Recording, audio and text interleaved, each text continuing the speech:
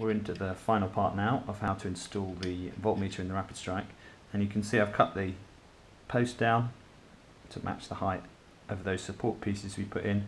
All we've got to do now is put a support structure in here, and then we've got to mix some DevCon and apply the DevCon just to hold the support structure and the screw post in place, and then you leave it all to set. Everything goes on inside the main shell half now. I used to put a support structure in the opposite shell half, but I found that it made it very difficult to get the two shell halves together. So you can see that that now fits nice and flush, ready to be painted and sorted out. Now there's a slight gap around the edge, but that will be filled with paint and primer and stuff as it fills up. You can always, if you cut too much off, you can put some fine filler in here and squeeze it back up. Support structure, you need some more of the plastic strip, and you want it to be slightly thicker than your piece that you cut. So I usually just go through the scrap bin until I find a bit about the right size. There's a piece. So what we're going to do is we're just going to put in here, we're going to put a little piece of plastic scrap into that corner. Now you can help yourself with tweezers if you want in this bit, because it can be a little bit tricky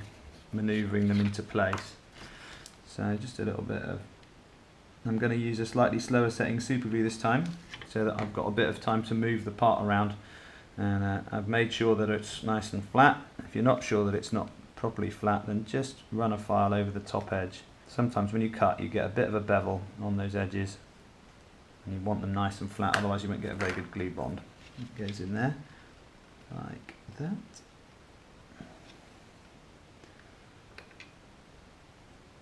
Now you need to see whether or not your fit's right.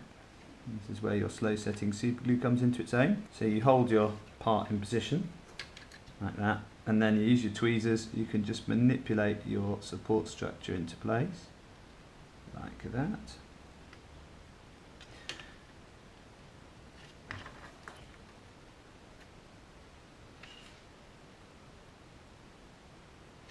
So that is now drying, and then the next thing to do is to put a top on it that's just going to overhang like that. Hang on, I'll hold it with the tweezers so you can see better. So that's going to go like that, and that will hold your part in. And then we'll put one more on the other side over here, and then we'll support the whole structure with DevCon afterwards. Super glue isn't really strong enough to do this, even this industrial stuff. Once it's set, you'll still need to put DevCon on. I know that sounds annoying, but it's just the truth. I can't help it. It's just how the glue works. This can get a bit exciting when you're trying to do this. You can use hot glue in this instance too. It's another good use for hot glue. If you want to put some temporary support in, just put a dab of hot glue down the back there just to hold it in place. But I don't do that now. I just let the super glue set and then I get the DevCon in. This is why you need the DevCon later. I warn you now, don't try doing this late at night or if you haven't had your morning coffee, because it's a right pain to do. It is a slow and tedious process, but it's what you've got to do if you want a real high level finish. And we want to slide that out. Again, very slowly. Right, that's the first section done, so you've got a little T-shape there, and then we're going to put one more section in there, and what we need for that is again just another little strip of scrap. Doesn't really matter this one so much, because you're just going to slide it down there like that into that bit of void at the back. So you can do that afterwards when you've got the DevCon on. Once again, just roughen that area a little bit with a file. Okay, so I'm ready to do the DevCon now. If you want to see how I use DevCon in Nerf, please go and have a look at my DevCon video. It's on the channel there. So I'm going to start by just putting some in these joints here, just to reinforce the area around the support structure.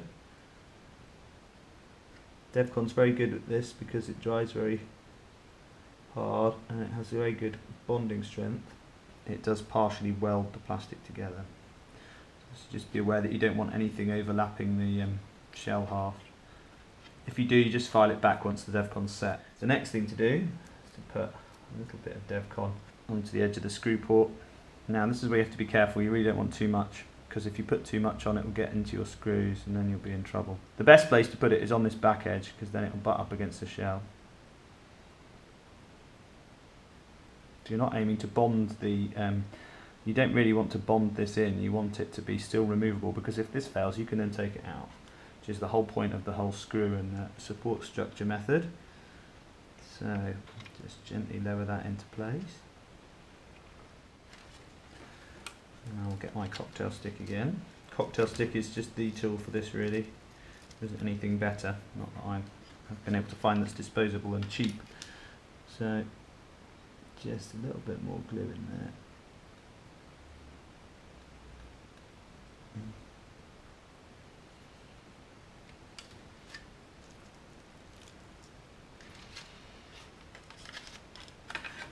It's very hard for me to see and the camera to see, unfortunately.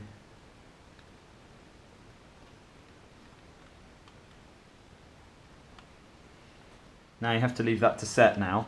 What I do is I leave them to half set, and you can tell by the glue still on your palette how much time you have.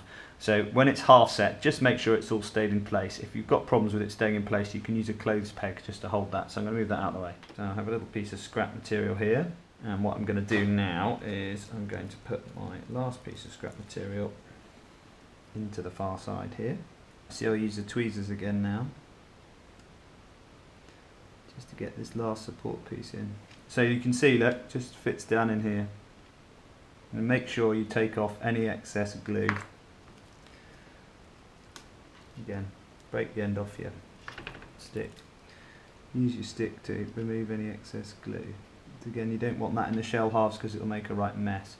So now the trick is to leave that to half set. When that's half set, so you can tell by the glue on your palette when that's nearly set, it'll just be plastic still and movable, but it will be firm enough to move. So if anything moves out of place, that's the time to do it. It takes sort of between 5 and 10 minutes. It depends on your setting temperatures and what sort of how warm your house is. So just wait for that, and then if you need to jiggle it, then jiggle it about, and then leave it for at least 12 hours to cure.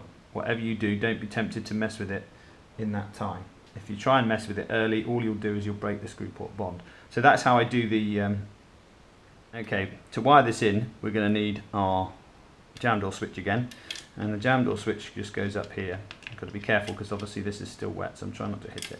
Now the jam door switch, yours may have different coloured wires. I can't even remember where this one came from. I think it's a Rapid Strike one, looks like it.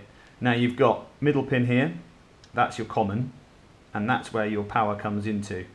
Then you've got the normally open and the normally closed. Always get those around the wrong way. Normally open because when the switch is in its natural state, that's not connected. Normally closed because when the switch is in its natural state, that's closed. So what we're going to do is you've got two ways of wiring it. You can either have it so that it goes off when you open the jam door, in which case you put your voltmeter, you take a power line from the battery and loop it around here, and the best place to tap in, I tap in this area with my main power feed, comes in here and goes down here to go to the rev trigger.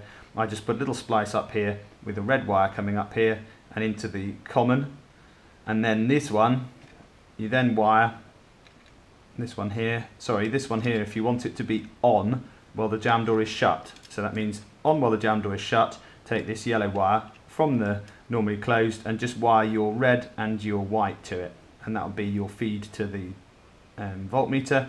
If you want it to be in stealth mode when the jam door's shut, I normally wire mine that way so that it's off, and then you open the jam door to get a voltmeter reading. You just need to wire your red and your white one to this top pin, and then your black one, which is your earth, you separate that from the bundle and it comes back down here and it comes along here, and then you can put it into the main earth that comes into the trigger group at the front. So I normally put a splice in just here or just here and run a thin piece of black wire up and join it up here somewhere. You can also add LED lighting to that circuit if you're clever. Now the way the LED lighting will work is that if this was my feed going to my red and my black, I would then have a splice here with another one coming down here, another extra wire, and that would be my LEDs. Then you put your resistor after the voltmeter. You don't want a resistor between the voltmeter and the switch. So you must have an additional feed so you can go to the voltmeter then to LED wiring, and that means LED lighting, so that when you pop the jam door it lights up. So there's another little trick of the trade to do LED lighting, and that is how you wire them. You want this to be connected to an uninterrupted flow of energy from the battery, so you don't want it after a switch.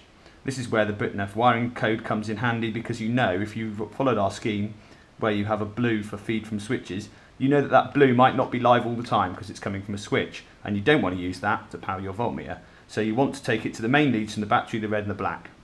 So there you have it. If you're putting it into another blaster, obviously Strifes and Ravens and similar, then all you need to do is find the main power lead from the battery. There's only 3 wires in those, and just remember to check where you put your fit of your voltmeter that there are no mechanical moving parts in the way.